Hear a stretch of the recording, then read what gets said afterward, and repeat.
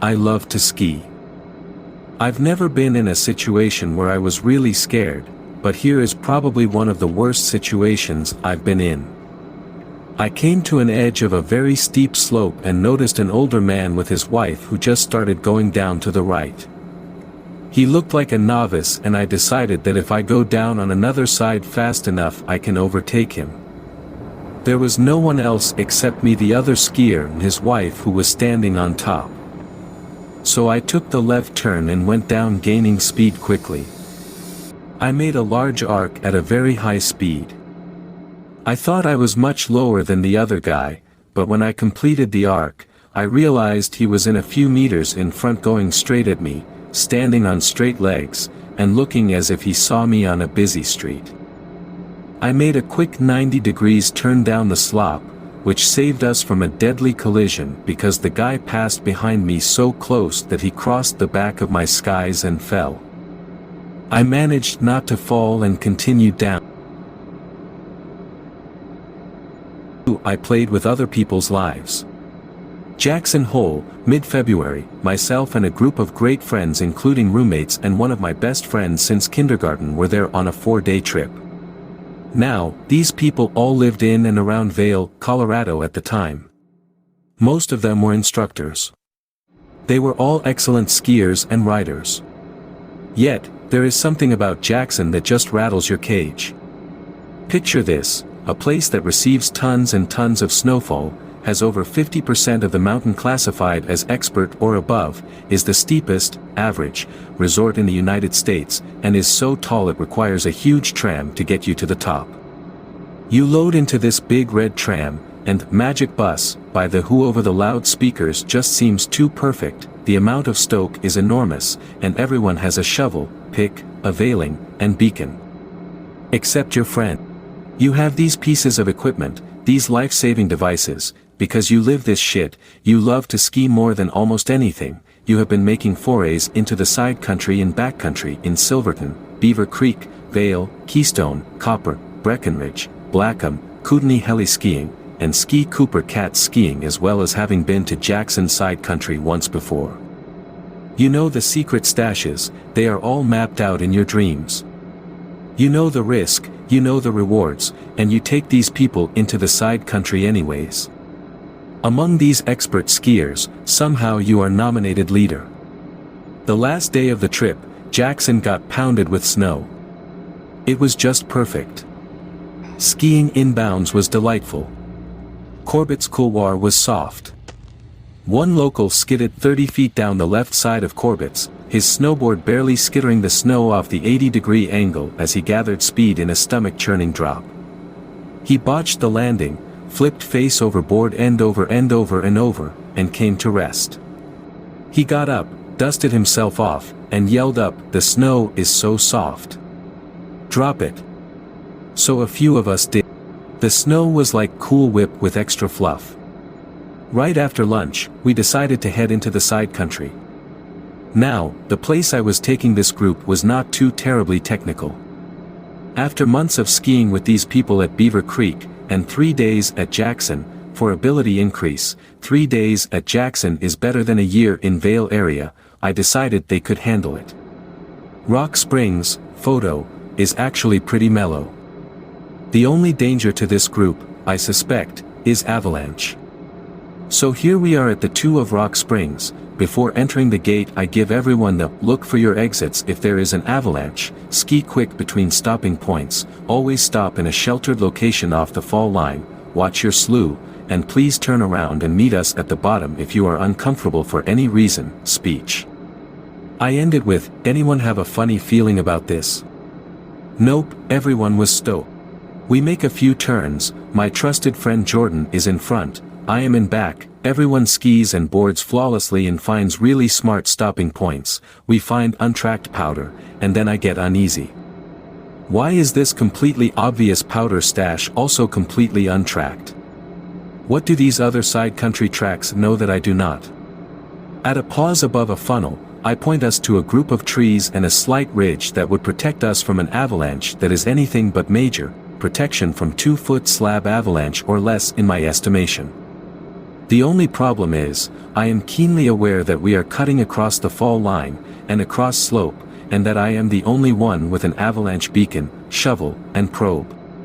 I have to dig everyone else out if something happens, hoping I can locate the without electronic help if a beacon, and if I'm caught in something, I can kiss my ass goodbye, if I were able to reach it encased in concrete snow from an avalanche. This just seems more and more insane to me as I watch the third member of our group cross the fall line and trigger a slide. He is caught, tumbling, the slide moves slowly, the snow is sticky, I am nearly shitting my pants, I yell for everyone to stay put and mark where he stops. My heart is in my throat, and it all stops suddenly. He is dug in up to his waist, he's just 100 feet or so downhill from where he triggered the avalanche. He yells and waves. I ski down to him to dig him out, and I find him scared, but okay. As we dig him out, it all hits us, this was really stupid. My friends use their gloved hands to dig out his legs, I use my shovel to dig up his skis, the snow is truly concrete, and we get nowhere fast. Finally, it is done. We ski down, we drink a few beers, and we forget it ever happened. A month later, we are at Beaver Creek, and the friend who was partially buried is skiing with me. This time, he is the guide, and he takes me down this run that looks delicious from the lift, but is in the side country. On top of this thing, we have untracked powder below us, and trees about 10 turns. This is a really steep run, and I see a few rocks pointing out of the snow. What is the name of this run? I ask him. He replies over his shoulder, Slick Rock, as he starts his turns down. I consider it, and ski down the trees to the side of Slick Rock. 5 minutes later, I dig this friend out again, buried halfway up his body again. His turns merely uncovered the 8 inches or so of snow covering a perfectly smooth rock face at 45 degrees, hence the name Slick Rock. I called him a lucky son of a bitch, and haven't seen him in years. What did I learn? Never ski side country without a beacon, shovel, and probe. Never go with people who do not have these items. Never ski something without tracks on it or something called Slick Rock. Pay attention to the details. Never take the unprepared and uninitiated without a safety net. Only go with people you trust with your life, you very well may need to trust them with your life. I got off easy from karma or God or the mountain spirits or whoever controls these things, I will not chance it again. Outside of 2 close calls with avalanches in the backcountry in the 1980s, my scariest ski situation on piste was actually on a green/beginner slope in Vail, Colorado, Mid-Vail Express a few years ago. I was skiing with my family, and as typical of me, going at a pretty good rate of speed. I was staying to the left side of the run, as the few skiers who were on the run were all on the right side. Doing long, parabolic carved turns on the always perfect Vail groomed corduroy. As I unweighted transitioning from one turn to the next, I felt my right binding release, and the ski fall away. I came down onto the one remaining ski but decided it was safest to lay myself down ASAP. Rolling onto my shoulder, the other ski came off and both my legs went up in the air. I was now sliding on my back, mostly shoulders, and could not properly assume any sort of self-arrest with any of my limb.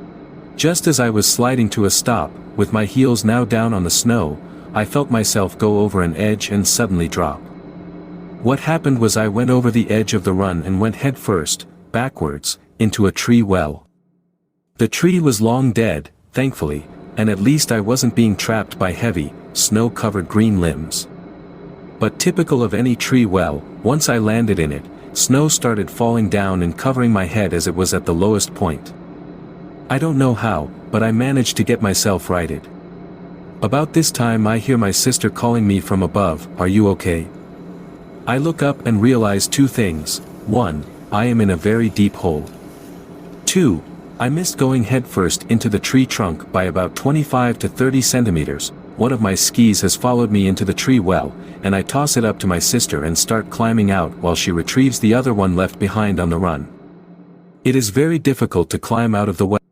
Impossible actually, as I give up and traverse out/down, then climb up to the run well away from the tree and its gravity-enhancing skier-eating well. It felt like it took me about 10 minutes to get out. Likely it was only 5, but it seemed like an eternal struggle. Somewhere I have a photo of that tree taken from the run above. If I find it, I'll post it here. The skis were rentals, and I found the on-slope tool benches and upped their din a couple of notches. Since then I have started always bringing my own skis with me when traveling. All fatal accidents have a combination of factors that lead up to the deaths. Nobody was hurt here, but I was going a bit too fast too close to the edge of the run. My bindings were set too loose, as is the practice with rentals. I rolled incorrectly, and my other ski released early, preventing effective self-arrest, and yes, I learned these techniques mountaineering and still put them to use. I should have let my boots go over and dug my toes and pole grips in. Instead, I slid with most of my weight on my shoulders, a highly effective sliding surface. If I had slid just a bit to my right, my head would have augured square into that tree trunk.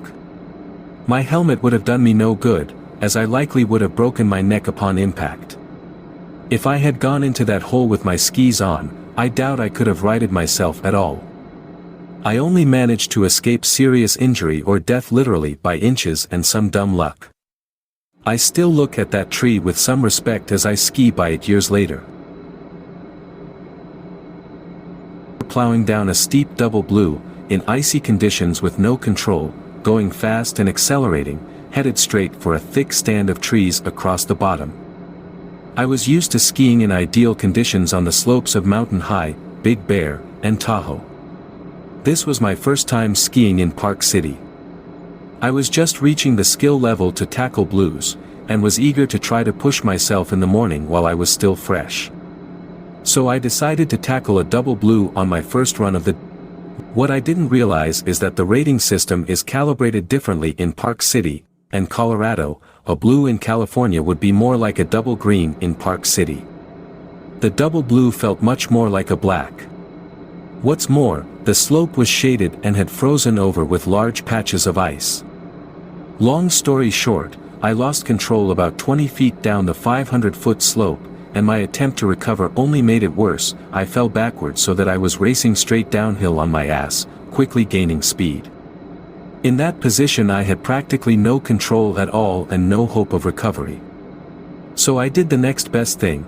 I focused on the trees ahead of me, and shifted my weight at the last minute to angle myself to try to shoot between the trees, hoping that the snow on the other side didn't just cover piles of rock.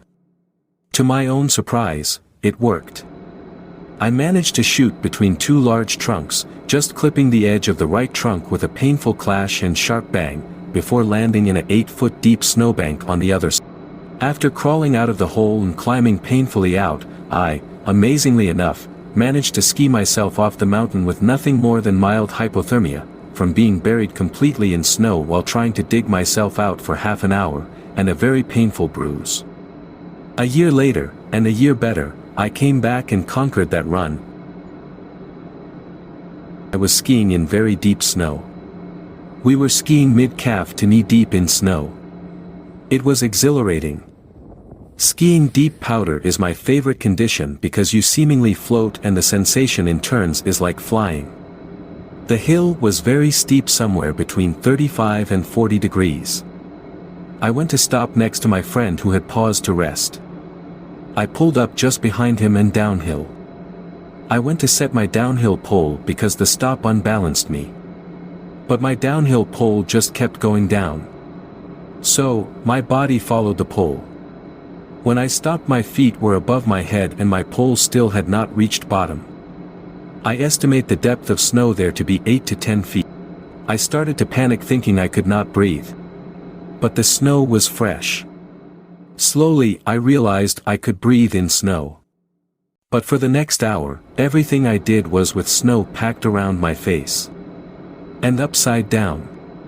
Talk about disorienting. My first thought was to undo bindings and take my chances in boots instead of skis. Unfortunately, I had markers with long thongs which absolutely prevented that. My skis were parallel and pointed across the fall line. This was good. If I had gone down spread eagle or some other fashion, I probably would not have made it out. My solution was to straighten my body head first down and move my skis downhill.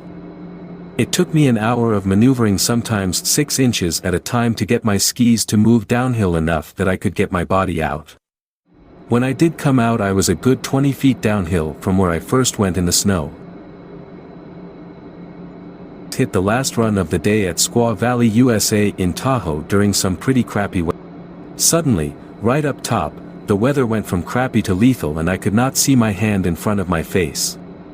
It got dark very quickly, and I managed to ski into a stump and lose a ski in a snow drift.